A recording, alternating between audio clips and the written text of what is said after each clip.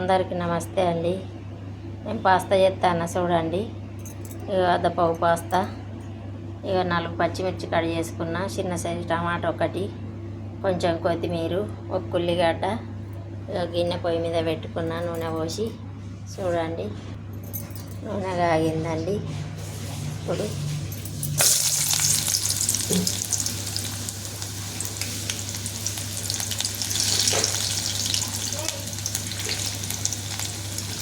కొంచెం పచ్చిమిర్చి తాలింపు వేసుకున్న, ఉల్లిగడ్డ, పచ్చిమిర్చి.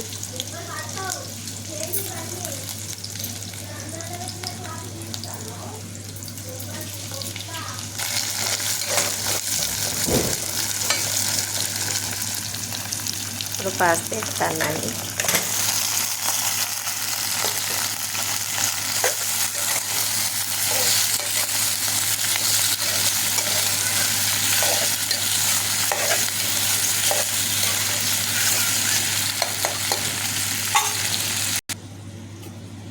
కొంచెం వాటర్ అండి, కొంచెం చాట్ మసాలా,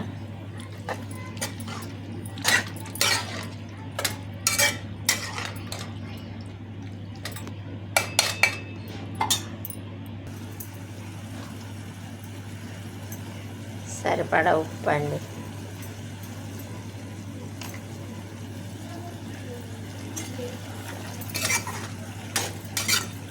కొద్దిసేపు ఉడికినాక కొత్తిమీర వేసుకొని తీసుకొని తినడేనండి.